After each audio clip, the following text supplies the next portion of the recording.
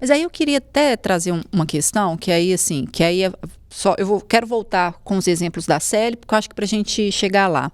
Quando o filho do policial explica para o pai sobre o que está por trás desse crime, ele fala de uma teoria 80/20, que são 80% das mulheres se interessam por 20% dos homens.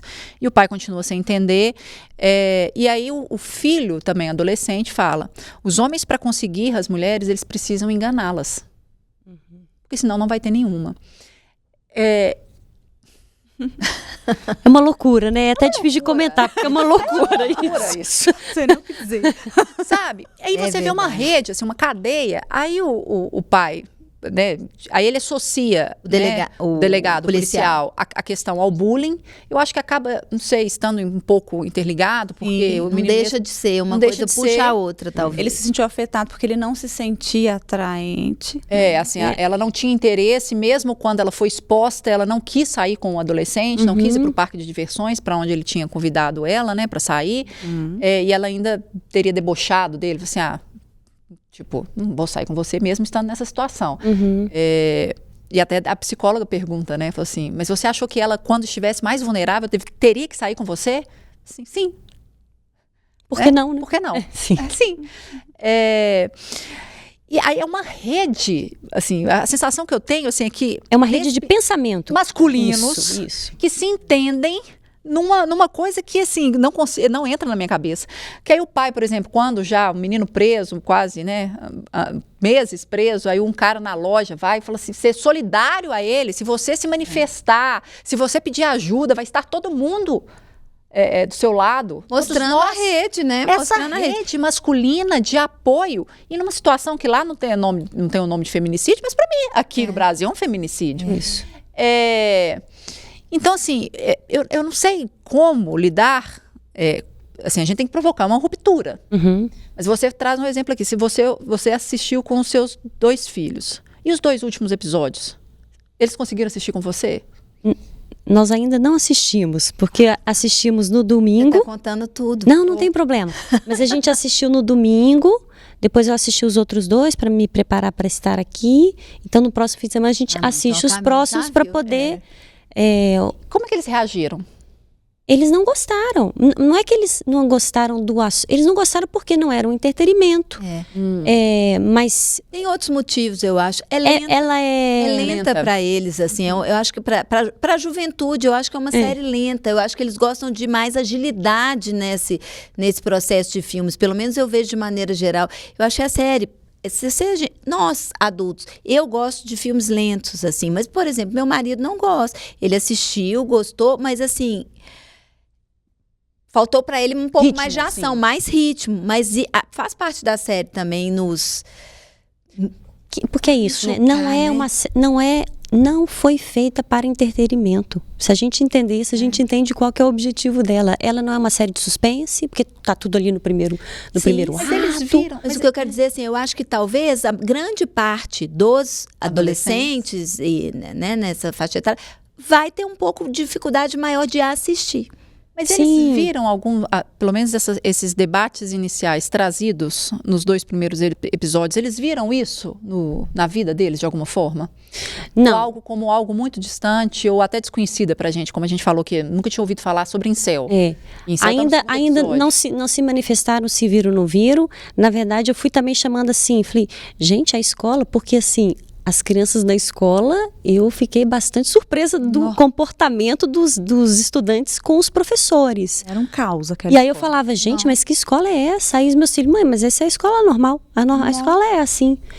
Gente, como assim? A escola é assim. E aí eu queria trazer aqui uma outra questão, que é, por que a escola é assim? Por que o menino tratava a mãe e o pai assim? Por que a mãe e o pai achavam que ele poderia, um menino de 3 anos, estava tudo bem com ele dentro de casa, com a porta trancada e falando de forma ríspida com o pai e com a mãe? Há várias décadas, nós perdemos esse lugar de autoridade. Era importante quando tinha uma autoridade que era respeitada no seu lugar de autoridade, porque aquilo dava uma certa ordenação para a vida, para os pensamentos, para as direções. Então, isso já tem muitas décadas. Então, quando isso vai caindo, também vai abrindo espaço para a existência de... Eu acho que a mulher é culpada porque eu não tenho relação sexual na quantidade que eu queria ter. Ela é a culpada. Aí eu boto aquilo numa internet e arrumo um outro que... essa ideia casa com o que eu penso, com o que eu sinto. E isso vai se agrupando dessa forma. Nós vivemos numa era, vocês sabem, né? Vocês são jornalistas, pós-verdade. Assim, né? Abriu-se espaço assim, para terra plana, assim, para uma série de coisas que já estavam estabelecidas, não eram tão questionadas, mas com a queda desse lugar de autoridade, isso tudo vem à tona. E eu acho muito importante você falar disso, Camila. A gente teve num programa nessa semana, ou na semana passada, Flaviane, me ajude a recordar, que a gente falou das redes privadas dos jovens, né? Que hoje, Tati, já vai sabendo, as crianças, os adolescentes não têm uma rede só, eles têm uma rede social, quem já está, e tem a privada, ou Dix, que também tem vários nomes, né? A gente falou uns 5 aqui que foram surgindo, que todos significam a mesma coisa, ter uma rede onde seus pais não estão, onde as pessoas não... E eu falei que meu filho tinha uma rede privada e todos os amigos dele tinham, e isso era uma moda também, até quem não usava tinha, porque tinha... Para você pertencer, você vai muito em efeito manada, e o adolescente faz isso. Mas nesse programa eu trouxe uma coisa aqui que vai de encontro ao que a Camila está falando, que eu vou repetir. Eu sempre fui e sou e quero continuar sendo próxima do meu filho, amiga do meu filho. Só que antes disso, eu sou mãe do meu filho. Então, eu vou sim cobrar do meu filho, eu vou sim querer saber o que o meu filho está fazendo. Não existe isso para mim, falar assim, isso não tem nada comigo, com isso. Como eu não tenho nada com isso? Eu falei com ele uma vez, me recordo, e eu falo sempre isso, ele guarda essas coisas. Eu falei, eu vou ter a ver com isso até você estar velhinha, até eu morrer. Enquanto eu viver, eu vou ter a ver com isso. Você pode ter saído da minha casa, você pode ter a sua independência financeira, você pode cuidar da sua vida, o que for. Vou me meter na sua vida. Ele sempre ouviu isso de mim. Nossa. Sempre ouviu isso de mim. E vou me meter, sim. As noras amam de ouvir isso. Sabe por quê? E eu vou te falar, isso pode parecer aqui para quem tá ouvindo, nossa, que chata. Tô nem aí que me ache chata. Ele me chamou de chata inúmeras vezes. Quantas vezes a criança fala, mãe, eu odeio você. Odeia 24 horas, pode odiar mesmo, fique sem conversar comigo, tá tudo certo. A gente é amigo, a gente é próximo, e eu sei grande parte das coisas da vida dele, assim. Claro que sempre tem as coisas que são, né, só das pessoas, mas muito da vida dele eu soube e muito da vida dele eu acompanhei. E na adolescência, eu contei aqui, vou repetir, eu realmente entrei no celular dele, li o que ele estava fazendo. Isso é uma invasão. O meu marido tinha algumas discussões comigo que eu estava tirando a privacidade dele. Eu ignorei isso e continuei verificando e continuei fazendo. Escutei conversa atrás da porta? Sim, escutei conversa atrás da porta porque eu quero saber. Assim, eu preciso... Para mim, isso aqui... Aí eu escutava, via que era uma coisa tranquila, saía, né, não sei o quê. Jogou muito online. Aqueles jogos, você xinga palavrão o tempo todo, é arrombado pra lá, é não sei o quê. Jogo de tiro. Claro que eu ia ficar ouvindo. Eu queria saber com quem ele estava jogando, quem era aquele grupo. Então, por muitas vezes eu fui incisiva, eu fui... chata, me chamem do que quiser, mas isso fez com que ele confiasse em mim, com que ele estivesse presente na minha vida. Hoje eu tenho uma coisa com meu filho que chama intimidade, que eu acho fundamental dentro das famílias. Muitos pais não têm intimidade com os filhos não têm intimidade para revelar coisas ou para contar coisas para os pais. E aí vão se criando os muros, que começam ali, pequenininhos, entre pais e filhos. E esses muros vão crescendo, principalmente na adolescência, onde os filhos querem contar mais para os amigos. Eles querem sair fora da gente. E se a gente não se fizer presente, eles vão sair. Eles vão sair sem dúvida nenhuma. Então eu me fazia presente, era o jogo de futebol, eu ia, era a festa da escola, era a mãe do amigo, eu queria ficar amiga daquela mãe do amigo, porque eu queria saber da mãe do amigo, e a mãe do amigo sempre te conta uma coisa. Então você vai se envolvendo naquela rede dele que te faz presente de alguma forma. Porque se você não tiver, você vai sair do contexto sim nessa fase. E eu acho que muitos pais, Camila, queria trazer isso para a sua reflexão, nós falamos aqui, eu gostaria de repetir isso, enxergam os filhos com uma lente própria, enxergam os filhos com aquilo, primeiro com o que eles gostariam que os filhos fossem. Eu vi e convivi com muitos pais que não viam erros nos filhos dele. Às vezes, como mãe, eu me senti muito pequena, porque eu falava assim, nossa, só o meu filho que tem defeito, porque eu estava cercada de mães que só elogiavam os filhos, que não via... E eu falava, gente, meu filho é muito terrível, não sei o que, meu filho briga, meu filho não faz para casa, meu filho faz bagunça. Então, assim, eu fui diminuindo, às vezes, meu filho, porque eu estava do lado de outros pais que tinham uma lente superlativa para os filhos de só enxergar as qualidades. Então, meu filho ouviu de mim os defeitos que eles tinham e as qualidades, né? Mas, ao mesmo tempo, eu não coloquei meu filho num pedestal.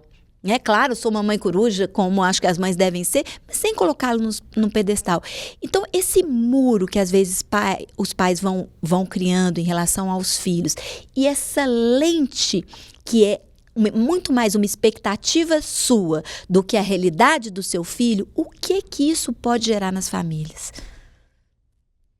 Um afastamento, solidão, crianças crescendo desprotegidas. Porque uma criança ou adolescente que tem um acesso à internet sem nenhum monitoramento, ela está crescendo desprotegida. E aí é o que acontece, é o que a gente vê na série. Os pais são pegos de surpresa. E a maioria dos pais, quando os filhos cometem delitos ou crimes, são pegos de surpresa, né? A mãe, o pai não sabe a senha do computador, não sabe isso, não sabe aquilo, não sabe com quem anda, não sabe onde estava indo.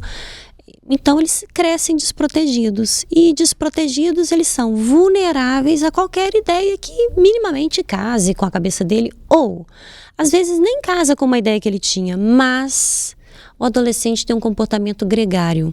Então, ele faz coisas que, às vezes, está contra o que ele pensa, contra o que a família ensinou para ele, para pertencer a um grupo. Isso acontece, isso faz parte da adolescência. Então, se o pai e a mãe estão perto e o filho comete um ato que não estava adequado para a visão daquela família, eles precisam ter aquele momento de passar um sermão, de sentar, de conversar, de explicar o pró, o contra e de colocar as consequências. Então, a gente estava falando mais cedo desse rapaz Tate, né? Tem que aparecer as consequências, porque realmente, inclusive a psicóloga, acho que a psicóloga, eu acho que é ela que fala, você entende o que é matar alguém? Você entende que ela morreu, assim, que essa pessoa não estará mais aí para ninguém? Porque o comportamento impulsivo, cheio de outras ideias por trás, que é o que a série traz, levou ele a fazer aquilo. E será que eles têm ideia do que significa alguém morrer pela mão dele, né? Os pais têm que ver defeitos dos filhos. Os filhos não são perfeitos. Não, e os filhos não são criados sozinhos, assim, eles não se criam sozinhos, né? Exato. Não é porque sua geladeira tá cheia de fruta e verdura que ele vai lá e vai cozinhar frutas, verduras e... Não é isso, assim, você é o responsável, você que é o pai e mãe, você é o responsável por ele.